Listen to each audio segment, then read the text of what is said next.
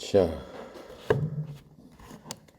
오늘은 히브리서 6장이죠? 네. 6장 1절부터 하나하나씩 읽으면서 같이 보도록 하겠습니다. 1절입니다. 그러므로 우리가 그리스도의 도의 초보를 버리고 죽은 행실을 회개함과 하나님에 대한 신앙과 2절 세례들과 안수와 죽은 자의 부활과 영원한 심판에 관한 교훈의 터를 다시 닦지 말고 완전한 대로 나아갈지니라. 3절 하나님께서 허락하시면 우리가 이것을 하리라. 자, 이제 바울은 계속해서 하나님을 믿는 이제 크리스찬들에게 이 얘기를 해주고 있는 거예요. 너희들이 어린아이에서 벗어나서 좀 커야 되지 않냐, 성장해야 되지 않냐 라고 얘기하면서 6절에 들어와서 다시 그걸 강력하게 얘기하는 것들을 우리가 봅니다. 자, 45절 마지막 절에 단단한 음식은 장성한 자의 것이니 그들은 지각을 사용함으로 연단을 받아 선악을 분별하는 자들이니라 라고 하면서 그러므로 이렇게 얘기를 했죠. 그러니까는 단단한 음식을 먹는 자가 돼야 되는데 우리가 그리스도의 도의 초보를 버리고 그렇게 하기 위해서는 첫 번째 그리스도의 도의 초보를 버려야 된다라고 얘기했어요. 그게 무슨 얘기예요? 가서 버리라는 얘기가 아니고 그리스도 도의 초보는 당연히 구원의 기초이기 때문에 단단히 그리스도 도의 기초가 세워져야 되는 거죠. 일단 세워졌으면은 그거 세운 것으로 만족하지 말고 세워져서 거듭난 사람을 어린아이처럼 애기처럼 난다고 그랬죠. 그 거듭난 것 하나로 만족하지 말고 좀 어른으로 성장해야 되지 않느냐. 지금 이 얘기를 하는 건데 그리스도의 도의 초보라는 게 뭐냐. 즉 구원 교리의 기초가 되는 그것에 머무르지 말아라. 구원받은 것에 만족하지 말아라. 그런데 그 교리의 그 기초 원리는 뭐냐면은 죽은 행실을 회개함과 하나님께 대한 신앙이다. 즉 회개와 믿음이 있어야 된다라고 하는 거고, 두 번째로 세례들과 안수들, 또 두 번째 그 그리스도교의 기본은 세례하고 안수에 대한 것들이다라고 하는 거예요. 그런 것들을 니네들이 예수를 믿으면서 많이 듣지 않았느냐라고 하는 거예요. 그런데 이런 것은 니네들이 이미 구원을 받을 적에 다 아는 그런 말들이다라고 하는 거예요. 그러면서 또 구원 받을 적에 우리가 좋게 알고 있는 것은 죽은 자의 부활과 영원한 심판에 대한 교훈이다. 이런 것들을 알므로 통해서 알고 그것을 믿고 받아들임으로써 우리는 구원을 받은 자들이 됐다라고 지금 얘기를 하고 계시는 거예요. 그래서 다시 이런 것들을 닦지 말고 계속 그 얘기만 하면 어떡하겠느냐라고 하는 거예요. 응애하고 한 번 태어났으면 아기가 됐는데 계속 또 태어나고 할 수는 없다라고 하는 거예요. 그러면 큰 걱정이죠. 누가 큰 걱정이에요?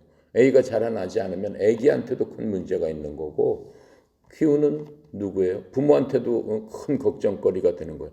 보고 있는 사람들한테도 큰 걱정거리가 된다라고 하는 그런 말씀을 지금 해주고 계십니다. 자, 그래서 이미 아는 얘기지만은 한번 우리가 여기서 살펴보면은 그리스도 교리의 그 기본이 뭐라고 그랬어요? 회개와 믿음이라고 그랬어요. 구원을 받기 위해서는 회개와 믿음에 대해서 정확하게 알고 있어야 돼요. 그렇지 않으면 아기로서 거듭날 수 없는 거죠. 회개라는 건 뭐예요? 구원받기 위해서는 내가 잘못했던 모든 것들, 생각나는 모든 것들을 회개를 해야 된다라고 하는 거예요. 회개는 어떻게 해요? 잘못했음을 뉘우치면서 고백하는 거예요. 고백하면서 어떻게 하나님께 하나님의 말씀대로 내가 이제 살겠습니다라고 하면서 하나님께로 가는 거란 말이에요. 회개하면서 그냥 하나님께로 안 가고 그때 내가 참 잘못했지 하고 끝나면은 그거는 구원에 이른 회개가 아니다라고 지금 말씀하고 계시는 거예요. 회개는 일생 동안 계속해서 반복해서 하게 되죠. 근데 구원에 이르는 회개, 거듭날 수 있는 회개, 나의 옛 본성이 죽어지는 회개는 단 한 번밖에 일생 동안 안 한다라고 하는 거예요. 한 번으로서 족하다라고 하는 거예요. 그러면서 예수님을 믿을 적에 내가 내 잘못한 것들, 생각하는 것들을 다 쏟아내면 되는 거예요. 쏟아내고 그 후에 내 행동이 예수님께로 돌아가서 더 이상 내가 쏟아낸 행동에 대해서는 적대시하면서 반대로 돌아가야 된다라고 하는 거. 180도 생각을 돌려서 하나님께로 나가는 것. 그게 진정한 회개다라고 하는 거예요. 그렇죠? 그러면서 믿음이 필요한데 회개를 한 사람은 믿음을 필요한데 뭘 믿어야 되는 거야? 하나님의 말씀을 믿고 하나님의 말씀대로 행하겠다는 그런 믿음이 필요한단 말이에요. 그렇게 결단을 해야 된단 말이에요. 그게 회개의 기본 원리다라고 지금 얘기해 주는 거예요. 이걸 예를 든다면은 우리가 이미 공부한 것 중에 이집트에서 나올 적에 모세가 10가지 재앙을 줬을 적에 파라오가 어떻게 했어요? 재앙이 닥칠 때마다 모세를 불러서 내가 잘못했다 이렇게 얘기합니다. 회개잖아요. 그렇죠? 그래 놓고 또 어떻게? 하나님께 돌아가지 않았어요. 하나님의 말씀을 다시 거역했어요. 그때만 딱 지날 적에 재난이 닥치니까는 잘못했습니다 라고 하고 재난이 끝났으니까 옛 행실로 그대로 돌아가서 또 억압하고 마음이 강팍해지고 그 강팍해진 마음이 절대로 부드럽게 녹지 않고 자기 생각대로 자기 고집대로 그대로 행한 것들을 우리 볼 수 있습니다. 그 사람 구원을 못 받았잖아요. 그러니까 말로만 잘못했습니다라고 하고 마음속에 하나님의 말씀과 하나님에 대한 그런 것들을 본인이 받아들이지 않았어요. 자기의 강팍한 마음을 그대로 유지했기 때문에 회개라고 볼 수 없는 겁니다. 그래서 여기서 말씀하시는 회개는 그런 식으로 해서 우리가 회개와 믿음을 통해서 구원을 받았지 않느냐라고 말씀하시는 거예요. 구원을 받았으면은 받은 사람답게 행동을 해야 되지 않느냐라고 지금 말씀하시는 거예요. 자, 그렇게 하면서 두 번째로 너네들이 또 어떻게 세례와 안수들에 대해서도 이미 배우지 않았느냐, 그걸 받아들이지 않았느냐. 여기서 세례와 안수도 중요한 겁니다. 우리가 그리스도를 만나서 믿음을 갖고 회개함으로 말미암아 하나님의 자녀가 됐을 적에 성령님께서는 이제 뭐라고 하셨냐면은 우리가 보통 세례하면은 교회에서 받는 세례, 예수 믿고 조금 있으면 한 1년 지나면은 세례교인입니다라고 해서 다 나오세요라고 해서 목사님이 물로 찍어서 성부와 성자와 성령의 이름으로 세례를 주노라라고 하면서 지금부터 우리 이 형제는 하나님의 자녀로서 우리 교회 회중으로서 일원이 됐음을 성령 하나님 앞에 선포합니다라고 해서 지금부터 이 사람은 하나님의 백성입니다라고 해서 박수 짝짝짝 치고 환영한단 말이에요. 그렇죠? 물세례란 말이에요. 물세례. 근데 세례의 원래 뜻은 물속으로 꽉 집어넣는 거예요. 머리끝까지 다 잠기는 거예요. 영화에 보면 예수님께서 사도 요한한테 세례를 받으러 가셨을 적에 요단강에서 세례를 받는 그 광경 봤죠? 물로 이렇게 찍어서 주질 않잖아요. 그냥 몸까지 다 요단강 속에 머리까지 온몸을 집어넣잖아요. 그러니까 미리 말하면은 세례보다는 침례라는 말이 맞겠죠. 끝까지 집어넣는단 말이에요. 집어넣는 예식이단 말이에요. 이거는 예식이에요. 예식인데 보여주는 거야. 교회에서 이렇게 나와서 교회는 뭐 물통을 만들어서 할 수 없으니까 상징적으로 그렇게 하는 건데 예식이란 말이에요. 뭘 보여주는 예식이야? 이 사람은 하나님의 백성이 되었음을 모든 사람한테 보여주는 것뿐만 아니라 하나님과 또 마귀와 그 다음에 모든 믿는 사람들한테 이 사람은 이제 그리스도의 것입니다 라고 하는 것을 보여주는 거예요. 근데 그걸로써 그리스도의 것이 돼요? 안 된다는 거예요. 이렇게 보여주는 사람은, 그림으로 보여주는 사람은 먼저 자기 스스로 성령님으로 인한 침례를 성령 침례, 성령 세례를 먼저 받아야 되는 거예요. 그러니까는 우리가 믿음으로 그리스도를 받아들이고 회개하고 한 그 모든 그 구원받는 그 도리를 다 끝난 다음에는 하나님께서 뭐라고 하셨냐면은 내가 너한테 성령 침례를 주리라. 성령 세례를 주리라 라고 말씀하셨어요. 사도행전 2장 우리 38절 볼까요?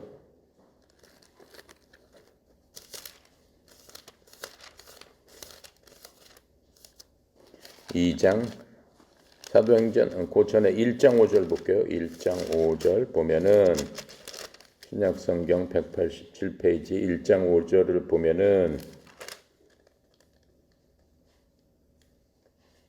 자 1장 5절 요한은 물로 어떻게 세례를 베풀었으나 너희는 몇 날이 못되어 성령으로 세례를 받으리라. 예수님께서 그렇게 말씀하였어요.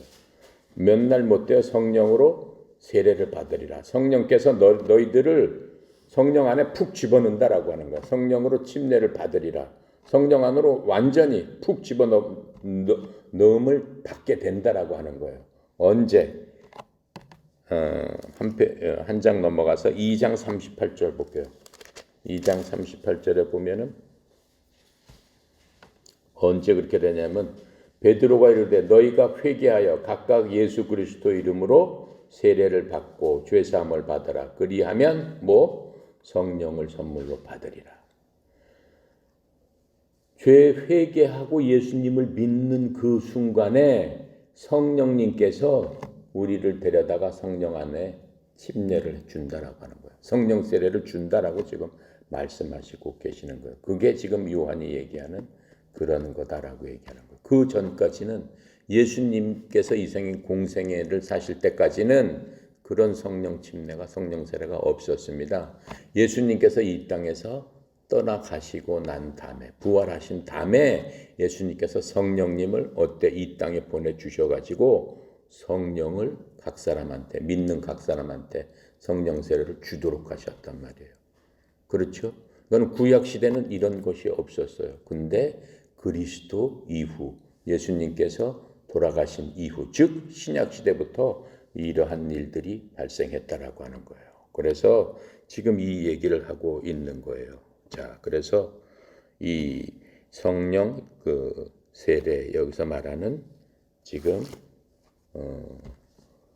이게 구원의 도리 초보 아니냐라고 하는 거예요. 여러분들은 이걸 다 알잖아요. 예수를 믿고 예수를 믿기 시작한 사람은 이 모든 것들을 다 알고 예수를 믿음으로 말미암아 예수님께서 우리를 어떻게 성령님으로 어떻게 충만케 해 주신 거예요. 맨 처음에 충만케 해 주셔서 성령 세례를 받은 사람은 그 성령 그냥 그 물로 뿌리는 게 아니에요. 그 성령님께서 어디 계신다는 거예요. 우리 속에 들어와 계신다라고 하는 거예요. 성령 세례를 받았다라고 하는 거는 다른 말로 하면은 구원받는 그 순간에 베드로가 얘기한 것처럼 성령으로 인치심을 받는다는 얘기는 그 안에 우리가 들어와 있다. 성령님께서 우리 속에 들어와 계신다. 끝까지 계시겠다라고 하는 거예요. 우리와 함께 사시겠다라고 하는 언제까지? 여러분들이 우리가 죽을 때까지 이 땅에서 죽어서 하늘나라 갈 때까지 성령님께서 인도를 해주시는 거예요. 끝까지. 그게 성령 세례다. 지금 이렇게 말씀하시는 그것을 니네 알지 못하느냐. 맨날 그 생각만 하고 더 이상 발전하지 않으면 어떻게 되겠느냐라고 하면서 여기서 또 안수라는 얘기도 니네들 들어보지 않았느냐라고 하는 거예요. 안수라는 거는 뭐냐면은 교회 다니는 사람들은 다 알잖아요. 안수 집사다. 그렇죠? 목사님 안수 받는다. 장로 안수 받는다. 위임 목사 안수 받는다. 이런 식으로 이렇게 얘기하면서 안수라는 게 손을 얹는다는 거예요. 머리에 손을 얹는다는 거예요. 그 지금 얘기를 하는 거예요. 그런데 그 안수라는 의미가 뭐예요? 축복한다는 뜻이에요. 축복한다.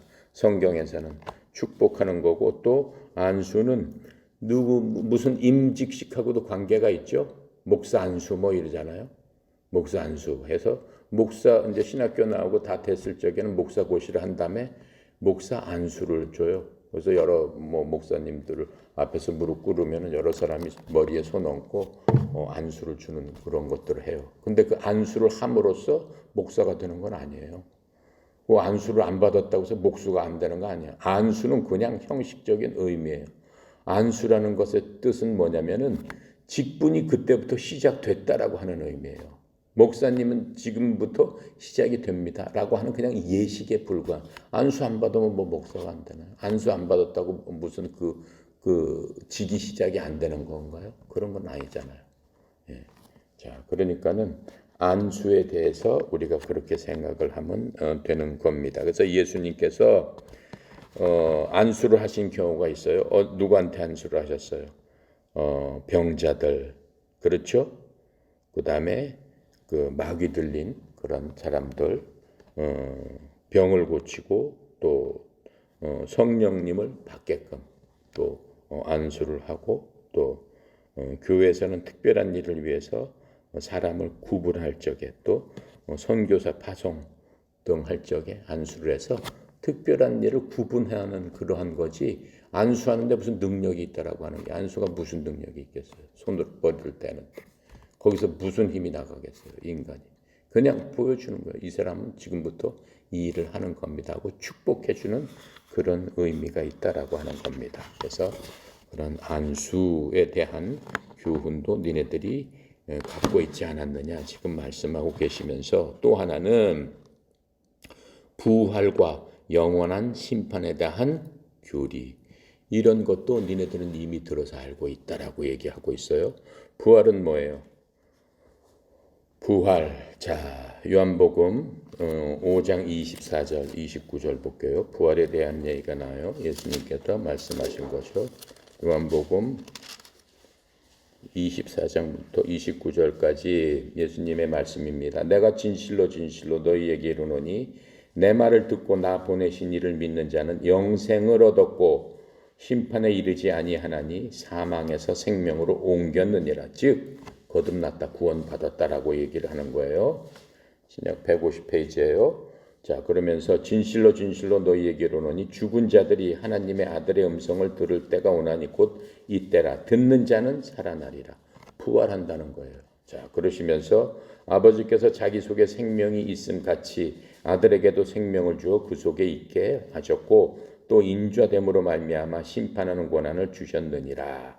이를 놀랍게 여기지 말라. 무덤 속에 있는 자가 다 그의 음성을 들을 때가 오나니 우리가 무덤 속에 있지만은 육체는 무덤 속에 있지만은 육체가 부활할 때가 있다라고 말하는 거예요. 영과 혼은 하나님 앞에 가지만 육체를 갖고 가진 않잖아요. 그런데 그 육체가 예수님처럼 신령한 몸으로 부활할 때가 있다라고 얘기를 해주는 거예요. 29절에 선한 일을 행한 자는 생명의 부활로 악한 일을 행한 자는 심판의 부활로 나오리라. 심판이 또 한 번 있다라고 하는 거예요. 네.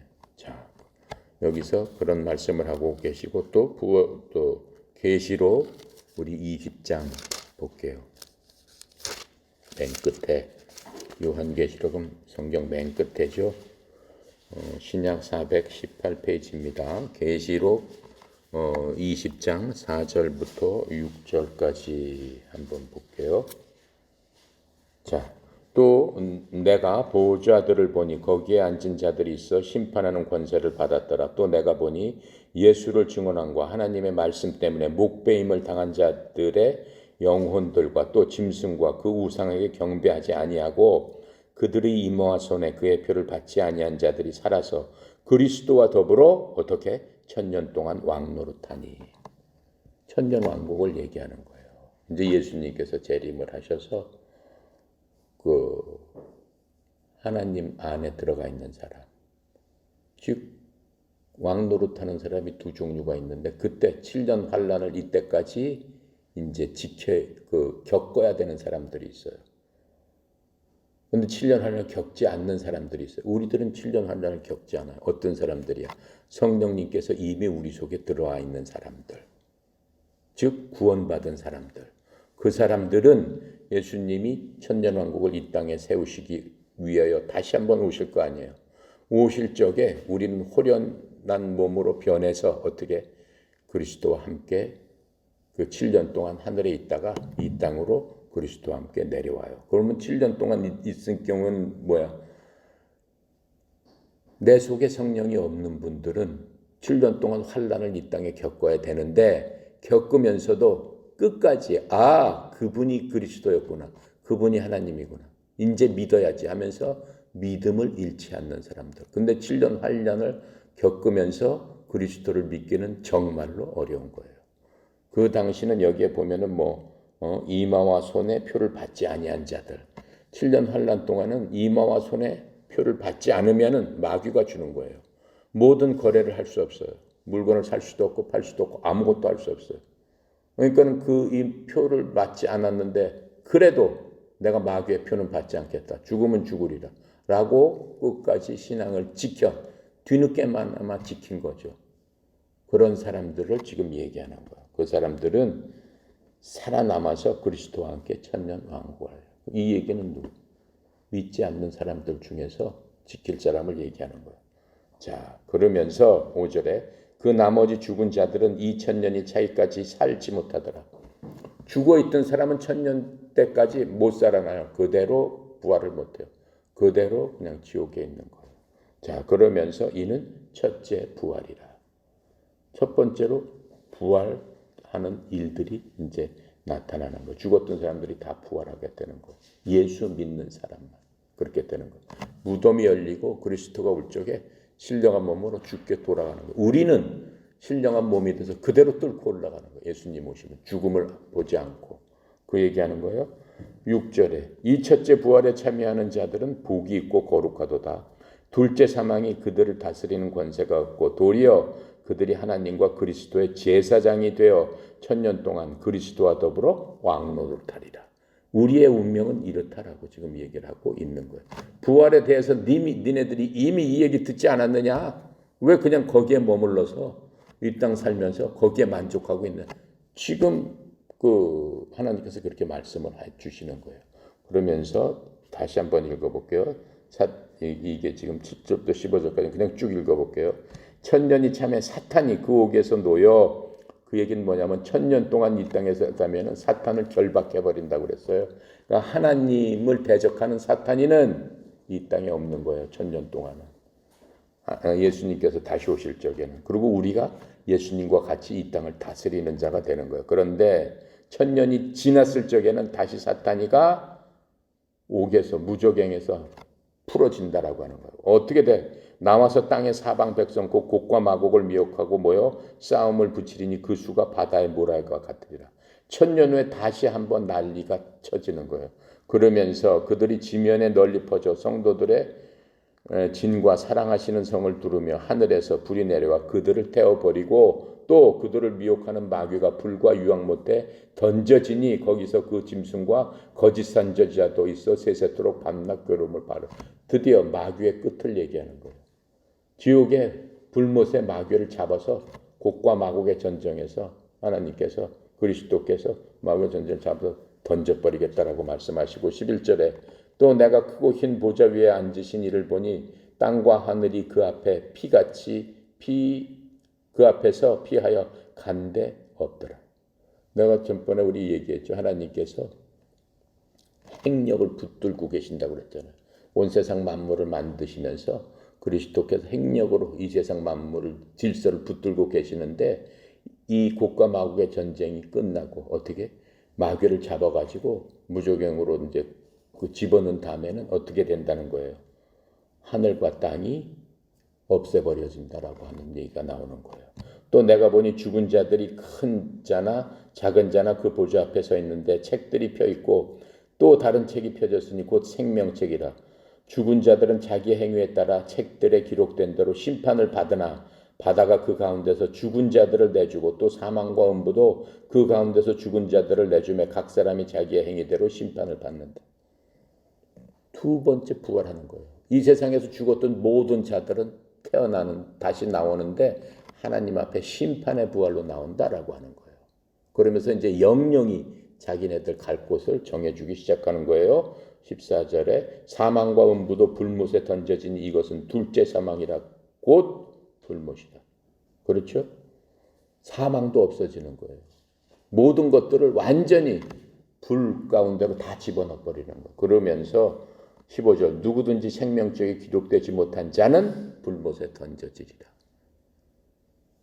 그게 이 세상의 종말, 우리 인간의 종말, 우리가 갈 곳에 대해서 상세하게 요한계시록에서 지금 얘기를 해주고 있는 거예요. 근데 니네들 이런 얘기 다 듣지 않았느냐라고 얘기해요. 맨날 그것만 생각하고 있으면은 어떡하겠냐는 얘기예요. 그러니까 1절부터 지금 3절까지 한 얘기는 초보 이런 원리들을 버려두고 완전한 대로 나가라. 맨날 거기서 쳇바퀴 돌듯이 하면은 무슨 장성해서 무슨 선물을 니네들이 이 땅에 살면서 뭔가 하나님 앞에 영원히 살 적에 선물을 받아야 될 거 아니냐. 네가 네 삶에 대해서 무슨 보응이 있어야 될 거 아니냐. 그럼 그 보응을 받도록 네 삶을 보응을 받는데 써야 되는 거 아니냐. 열심을 내야 되는 거 아니냐.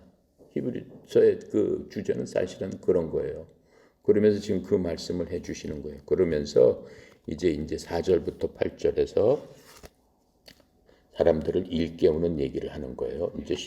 이제 쇼크요법으로 주시는 거예요. 하도 뺀돌뺀돌 말을 안 듣니까는 니네들 완전히 좀 쇼크를 받아라라고 하면서 쇼크요법을 주시는 거예요.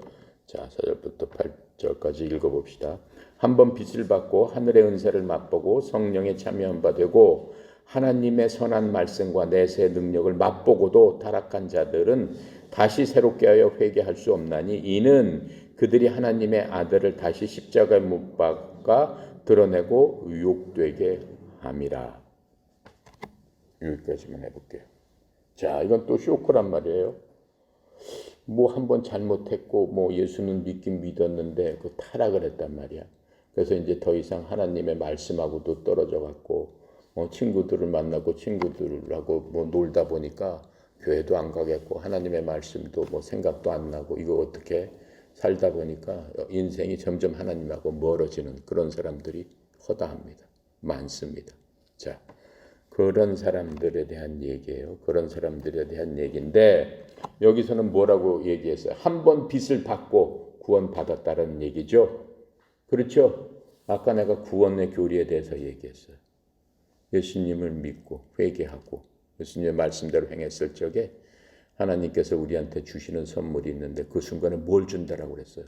성령님을 우리한테 줘서 성령님으로 우리를 어떻게 침례받게 한다. 성령 안으로 훅 집어넣는다. 완전히 집어넣는다. 그래서 성령으로 충만하게 하고 그 성령님께서 어디에 계신다라고 그랬어요? 우리 속에 계신다. 언제까지 계신다라고 했어요? 이 땅 살 동안 끝까지 계신다라고 분명히 얘기했어요. 그런데 여기서 뭐라고 얘기하는 거예요? 한번 빚을 받고 하늘의 은사를 맛보고 성령에 참여한 바가 되고 성령께서 내 속에 있는 그 구원을 받았는데 하나님의 선한 말씀과 내세의 능력을 맛보고도 다 구원을 받았단 말이에요. 그런데 6절에 보니까 타락한 자들은 다시 새롭게 하여 회개할 수 없나니. 이게 무슨 소리야? 그럼에도 불구하고 하나님을 떠난 사람들은 어떻게? 다시 새롭게 하여 회개하게 할 수 없나니. 이는 그들이 한 행위는 뭐야? 하나님의 아들을 다시 십자가에 못 박아 드러내고 욕되게 함이라. 그렇게 했기 때문에 그 사람들은 다시 회개도 할 수가 없다. 이렇게 거꾸로 얘기하면 지금 이렇게 써 있잖아요. 이 말이 맞아 틀려? 구원의 교리에서. 어떻게 생각해요? 틀리는 얘기잖아요. 한번 구원받았으면 영원히 구원받고 성령님께서 계신다는데 이거 무슨 또 뭐 어떻게 되는 얘기야? 그러면 뭐 잘못하면 구원받고 잘못하면 지옥 간다는 얘기냐 뭐냐? 그런 얘기가 아닙니다. 잘 들어보세요. 지금 이 성경이 내가 무슨 성경이라고 얘기했어요? 이 성경은 천주교 교리에 기반을 둔 성경이라고 얘기를 했습니다. 이 해석 자체가 그래서 이 원문 자체가 이 천주교 성경의 그 공통 번역이 천주교하고 기독교 같이 개혁 교회하고 같이 공동으로 번역한 NIV 성경을 갖고 지금 이거 번역을 한 거예요. 그러니까 거기에 대한 영향을 많이 받아서 지금 해석이 이렇게 돼 있습니다. 자, 볼게요.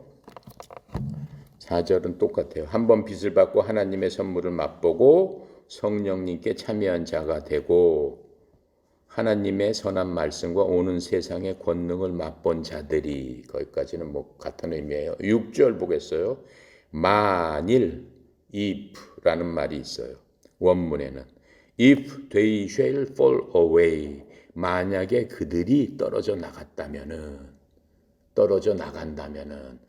가정법이라는 건 뭐예요? 현재하고는 반대되는 얘기를 하는 거 아니에요. 가정법이라는 거는. 만약 내가 그때 거기에 있었더라면은 내가 거기 가지 않았을 텐데. 누가 거기 가가지고 무슨 큰 일을 당했다라고 일이 생겼단 말이에요. 후에 어떤 사람이 만약 내가 그들과 같이 있었더라면 내가 그들을 못 가게 했을 텐데 라는 얘기란 말이에요. 이건 지금 가정법으로 쓴 거예요. 확정적으로 지금 하는 얘기가 아니고. 그래서 만일 그들이 떨어져 나가면 거듭난 적이 없는 그리스도인이라는 얘기예요. 한 번도 구원을 받지 못한 그리스도인을 지금 얘기하는 거예요. 만약이라는 얘기는. 그렇죠? 그러니까는 지금 이 얘기를 구원받은, 그 윗절에 구원받은 사람을 얘기하는 게 아니란 말이에요. 그 가정법으로 얘기를 한 거란 말이에요. 예. 그래서 만일 떨어져 나가면은 다시 그들을 새롭게 하여 회개에 이르게 함이 불가능하니, 지금 이걸 해석하면은 그들은 자기들을 위해 하나님의 아들을 새로이 십자가에 못 박아 드러내놓고 그분을 모욕하는 것이다. 예수님께서 그 모든 사람들을 위해서, 믿는 사람이든 믿지 않는 사람이든 예수님께서 십자가에서 돌아가신 그 원리는 누구 때문에 돌아가신 거예요? 온 세상 사람들을 위해서 돌아가셨어요. 온 세상 사람들. 그렇죠? 천주교를 믿든 불교를 믿든 이슬람을 믿든 어느 종교를 믿든 우상을 믿든 뭘 믿든 그 모든 사람을 위해서 예수님은 돌아가셨단 말이에요. 그렇죠? 그 돌아가셨는데 그 중에서 예수님의 돌아가신 그 뜻, 예수님이 어떠신 분이다라고 하는 그런 것들을 받아들이는 사람은 구원을 받은 거예요. 하나님의 약속대로 구원을 받고 그 사람들을 어떻게? 하나님의 자녀로서 입양을 시켜버린 거예요. 왜 그래? 예수님께서 돌아가시고 그 사람을 대신 피값으로 사셨기 때문에 입양을 시킨 거예요. 입양을 시킨 그것을 어떻게? 확신을 주기 위해서 그 사람 속에 뭘 넣어준 거예요? 성령님을 넣어주신 거란 말이에요. 하나님께서 그 사람하고 같이 계신 거란 말이에요. 그러니까 하나님의 DNA를 받았단 말이에요. 그래서 우리가 하나님의 뭐가 된 거예요? 아들, 딸이 됐다라고 얘기하는 거예요. 그런데 어떻게? 많이 믿지 않는 사람들. 전혀 그런 것도 필요 없고 나는 모르겠고 난 내가 그냥 믿는 내 신을 믿겠습니다. 라고 하는 사람들에 대해서 다시 한번 얘기를 지금 주는 거란 말이에요. 그렇죠? 만약에 라고 해가지고 가정법으로 얘기를 한 거예요. 가정법으로. 아시겠습니까? 자, 그래서 여기서는 구원받은 사람은 이렇게 될 수가 없는 거예요.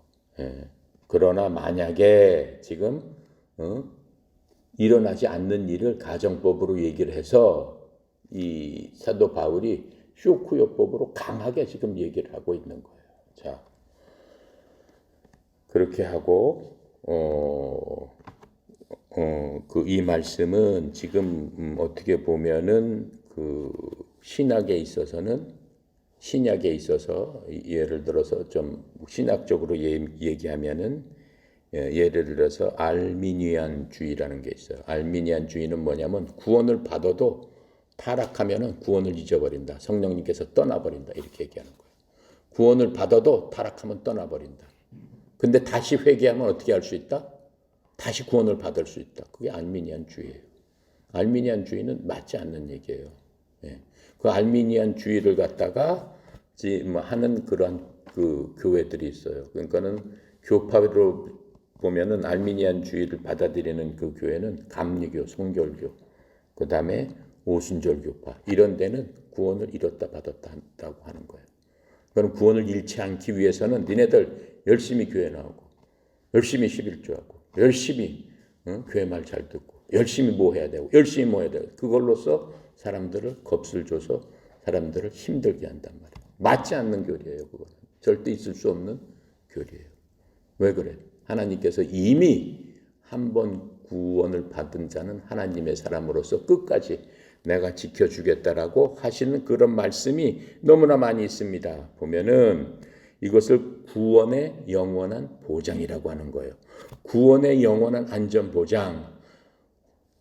우리가 배웠잖아요. 어저께도 배웠잖아요. 하나님의 안식에 들어갔는데 안식이 세 가지가 있다고 얘기했죠. 구원의 안식에 들어와라라고 얘기했잖아요. 구원 받으면 과거의 안식으로서 과거에 내가 지옥과 천국과 걱정하는 거기에서 끝났다라고 하는 거예요. 그렇죠? 두 번째 가나안의 안식이 있고 세 번째 영원한 영광의 안식, 영원한 안식이 있다라고 얘기를 했잖아요. 그러니까는 이 구원의 안식을 갖다가 부정하는 사람이 있다라고 지금 얘기를 하는 거예요. 그 부정한 안식이 있다라고 얘기하는 거에 근거가 바로 오늘 공부하는 이 근거를 갖고 신학적으로 구원을 잃을 수 있는 거 아니냐. 하나님 말씀에 구원을 잃었다라고 써 있지 않느냐라고 지금 신학적인 근거를 드는 거예요.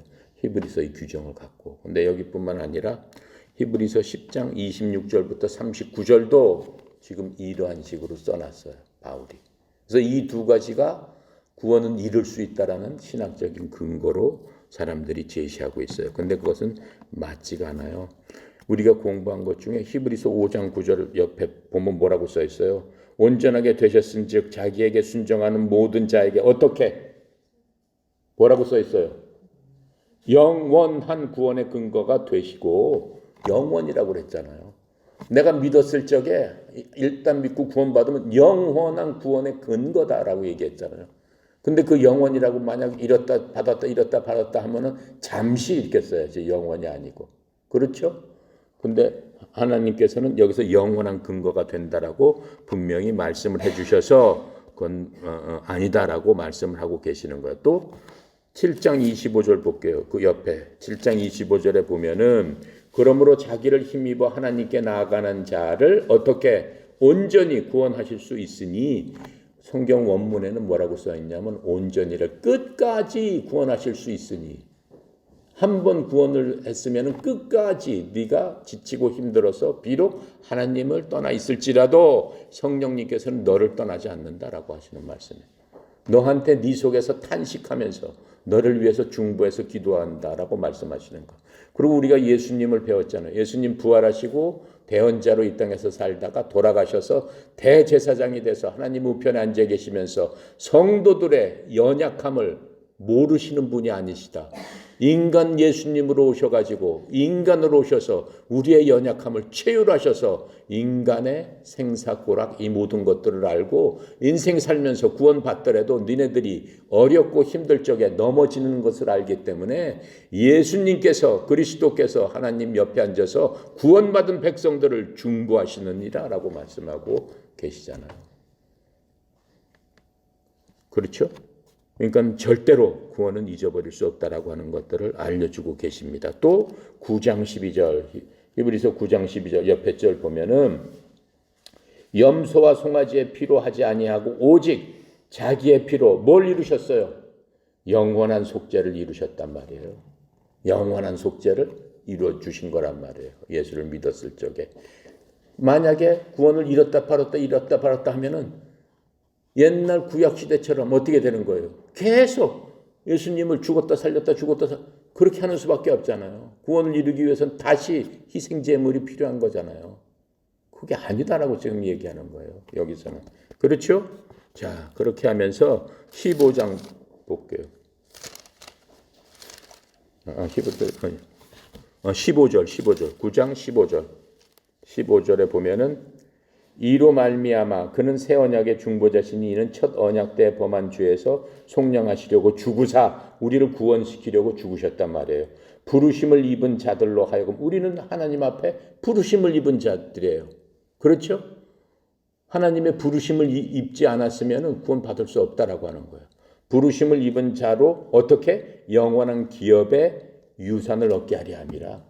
영원한 구원의 유산을 우리한테 주시기 위해서 죽으셨다는 거예요. 만약에 그렇게 되면 예수님의 죽음이 헛된 거예요. 있을 수가 없는 그러한 지금 논리로 그 얘기를 하고 있는 겁니다. 자, 그렇게 하고 지금 이러한 규절들은 엄청 많이 있어요. 엄청나게 히브리서에 보면은 많이 있습니다. 많이 있어가지고 절대 알미니안주의처럼 구원은 잃었다 다시 회복되었다라고 할 수 없다라고 하는 거예요. 그렇죠? 그렇게 하는 사람들은 6절에 있는 그것들을 스스로 맞지 않는 이론임을 상충되는 거예요. 자, 6절에 뭐라고 그랬어요? 만약 알미니언처럼 구원을 잃었다 다시 회복됐다라고 할 수 있다면 6절 보세요. 타락한 자들은 다시 새롭게 회개할 수 없나니. 회개할 수 없으면 한 번 타락했으면 영원한 지옥 간다라는 얘기 아니에요.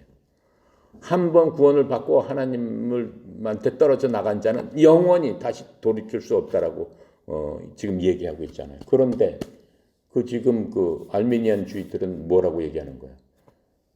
다시 회복할 수 있다. 다시 회개하고 믿음을 회복하면 다시 구원을 얻을 수 있다라고 교회들이 그렇게 얘기하는 거예요. 그렇죠? 그런 구원의 교리는 있을 수 없는 교리다.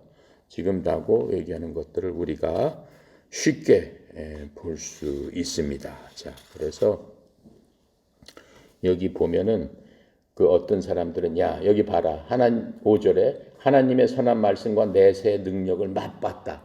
그냥 맛만 본 거지. 그게 무슨 구원을 완전히 받았고 성령을 받았다라는 그게 아니지 않냐. 완전히 먹어서 자기께 됐다는 얘기가 아니지 않냐. 그냥 겉으로만 봤다는 얘기지 않냐. 라고 또 주장을 합니다. 근데 그게 맞아요? 틀려요?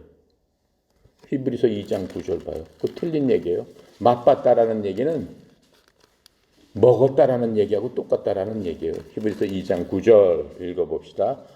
오직 우리가 천사들보다 잠시 동안 못하게 하심을 입은 자 곧 죽음의 고난을 받으심으로 말미암아 영광과 존귀로 관을 씻은 예수를 보니 이를 행하심은 하나님의 은혜로 말미암아 모든 사람을 위하여 죽음을 어떻게? 맛보려 하심이라. 그럼 예수님도 죽은 거 아니네. 그냥 맛만 보고 죽음이 이런 거구나 하고 그냥 도서 살아났다니 아니잖아요. 예수님은 철저하게 십자가에서 몸과 이 모든 것이 찢겨서 돌아가셨다는 거잖아요. 그것을 맛봤다라고 지금 얘기를 하고 있잖아요. 여기서도 셈이다라고 하는 거예요. 그래서 맛봤다는 얘기가 그냥 맛봤다는 얘기가 아니고 확실히 구원을 받았던 그런 사람을 지금 얘기하고 있다라고 하는 것을 우리가 알 수 있습니다. 자, 그렇게 하고 자 7절 볼까요? 7절 8절 땅이 그 위에 자주 내리는 비를 흡수하여 땅 가는 자들이 쓰기에 합당한 채소를 내면 하나님께 복을 받고 만일 가시와 엉겅퀴를 내면 버림을 당하고 저주함에 가까워 그 마지막은 어떻게 돼? 불사름이 되리라. 지금 이렇게 해서 땅 얘기를 하고 있습니다. 그 땅 얘기는 열매를 맺지 못하는 땅은 저주함에 가까이 있어 마지막에는 불살려진다라고 얘기를 하고 있어요. 근데 열매를 맺지 못하는 땅은 불살려지는데 땅은 어떻게 돼요? 땅도 없어져 버려요? 아니잖아요. 나무만 불살려지고 맺지 못하는 그 위에 있는 것들은 다 불살려진다라고 하는 거예요. 땅은 그대로 있다라고 하는 거예요. 땅은 그대로 남아 있고 그 위에 열매를 맺지 못하는 나무나 채소만 타게 되는 거죠. 근데 만약에 그 땅 위에 보석이라든가 금이라든가 뭘로 지어놓은 게 있으면은 불을 살려더라도 그게 타져요, 안 타져요? 그대로 남아 있다라고 하는 거예요. 지금 마찬가지로 이거는 보상의 심판 때 구원은 그대로 남아 있다라고 하는 거예요. 땅은 지금 구원을 얘기하는 거예요. 구원 위에 세워놓은 즉 베이비로서 응애하고 태어나가지고 자기가 장성하는 과정, 죽을 때까지 이 땅에 살면서 장성하는 과정 동안에는 누구를 따라서 살아야 되는 거야? 성령님을 따라서 살아야 되잖아요. 왜 그래? 베이비로서 태어났을 적에는 내가 사는 게 아니에요. 그리스도로 사는 건데 더 이상은 내가 사는 게 아니란 말이에요. 갈라디아서 2장 22장 20절 볼게요.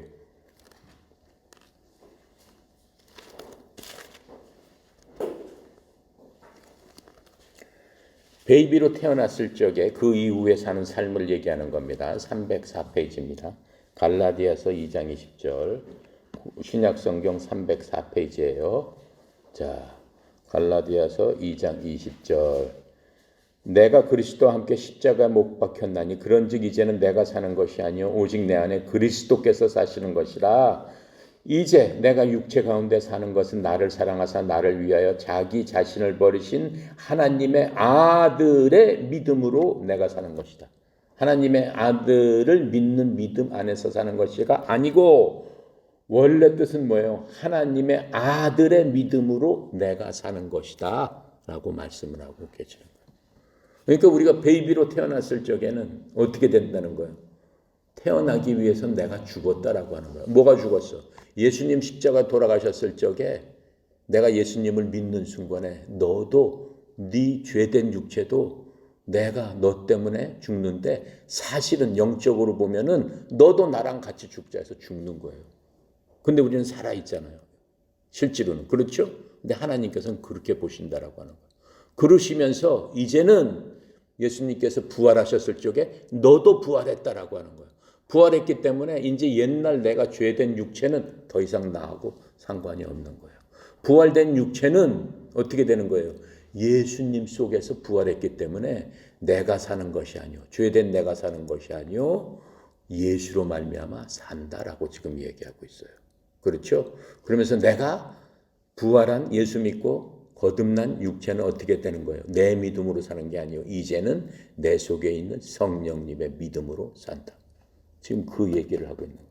그게 지금 히브리서에서 그렇게 살아야 된다라고 얘기해 주시면서 이 땅을 통해서 그 백성들을 통해서 어떻게, 땅은 백성을 얘기해, 구원받은 사람을 얘기하는 거야. 거기다가 네가 사는 동안에 무언가를 지어야 돼. 그리스도로 말미암아 살기 때문에 예수님께서 이 땅에서 오셔서 하신 게 뭐예요? 그렇게 살아야 된다라고 하는 거예요. 예수님처럼. 왜 그래? 그리스도의 믿음으로 살기 때문에 그렇다라고 하는 거예요. 그럴 수밖에 없다라고 하는 거예요. 근데 바울이 너무 걱정하는 게 뭐야? 니네들이 내가 보니까는 그냥 구원의 교리, 도리, 그거 하나만 갖고 나는 뭐 이거 다 알고 그걸로서 만족하고 삶 자체는 도무지 예수 그리스도의 형상을 볼 수 없으니까 너무 답답하다라고 하는 거예요. 근데 니네들 조심해라라고 하는 거예요. 가나안의 안식 들어가기 전에 그리스도 앞에서 서는 날이 있다라고. 아까 우리가 요한계시록에서 본 그거 말고 사람이 죽으면 전부 다 그리스도 심판석 안에 서서 보응에 대한 그것을 받게 된다라고 하는 거예요. 아, 누구는 그동안 살면서 엄청난 많은 일을 했구나. 그리스도의 삶대로 살았구나. 그러니까 너는 어떻게 해야 돼? 보상을 받아야 되잖아요. 안 그러면 어때? 공의로우신 하나님이 아니잖아요. 정의로우신 하나님이 아니잖아요. 막 산 사람하고 정말로 구원받고 하나님의 뜻 가운데 예수님처럼 산 사람하고는 틀려야 되지 않냐라고 하는 거예요. 우리 선교사들 보면은 다 내려놓고 예수님한테 구원받고 이제 안수, 아까 얘기한 것처럼 자기 직분에 대한 그 임명을 받고 나가서 오지에서 집도 절도 없이 가난한 사람하고 뭐 말도 모르는 그 백성들을 궁휼히 여겨가지고 그 가운데서 같이 살다가 들어오잖아요. 들어오면 집 있어요, 절 있어요, 아무것도 없어요. 그 사람들. 그 사람들은 근데 뭐 때문에 그렇게 살아요? 그리스도가 그 안에 살기 때문에 그렇게 산단 말이에요. 근데 그 사람들은 그걸로 끝이야? 너무 억울하잖아요. 예수 믿었는데 저 오지에 가가지고 죽은 무릅쓰고 병과 싸우면서, 그렇죠? 열악한 데서 물도 없고 집도 없고 풍토병 가운데서 잘못하면 어떻게 돼? 병 걸려가지고 병든 몸으로 한국 돌아오는데 들어오면 뭐해? 누가 박수 쳐줘요? 뭐래요? 아무도 아는 체를 안 하는데. 그렇잖아요. 그게 현실이잖아요. 근데 하나님께서는 아니다라고 하는 거예요. 네. 그런 사람들한테 보상이 있다라고 얘기하는 거예요. 그 보상은 내 앞에 섰을 적에, 불로 태웠을 적에 절대로 녹여지지 않는 보상이다. 그 무슨 보상이야? 자기의 의로 한 보상은 다 없어진다라고 하는 거예요. 여기서 무슨 뭐 재벌이 내가 기탁금 10억 원을 내겠습니다. 보안을 짓겠습니다. 우리 기업은 이렇게 열심히 돈을 벌어서 잘합니다. 하나님하고 무슨 상관이 있어요, 그게? 아무 상관이 없어요. 왜 그래? 우리 기업은 돈 벌었으니까 이렇게 합니다. 자기 의의를 나타내는 거잖아요. 우리는 이렇게 잘하는 기업인데 그렇게 얘기하는 거 하나님하고 뭔 상관이 있어요? 나는 이렇게 했습니다. 불에 태워보자. 다 타서 아무것도 남는 게 없단 말이에요. 근데 그 선교사는 어떤 거예요? 불에 태웠을 적에 그 사람이 한 게 어떻게? 많은 영혼들을 구원했고, 그렇죠? 죽어가는 많은 사람을 하나님 앞에 인도했고, 하나님의 말씀으로 거듭나게 했고, 얼마나 많은 면류관을 주겠느냐라고 하는 거예요. 그렇죠? 그 사람한테 그런 구원의 그 보응이 그 사람한테 있다라고 하는 것들을 지금 하나님께서 말씀하시면서 니네들 좀 그렇게 살아야 되지 않겠느냐 이렇게 말씀. 우리 협회도 그렇게 해야 되지 않겠어요? 그렇죠? 우리 삶의 현장에서 구원의 보상에 따라서 어떻게 해야 돼? 하나님 바라봐야 돼. 하나님 믿는 자는 하나님 계신 것과, 그렇죠? 하나님 앞에 나오는 자에게 반드시 상 주시는 이심을 깨달아야 할지니라. 하나님 히브리서 말씀하고 계십니다. 아시겠습니까? 기도하고 마치겠습니다.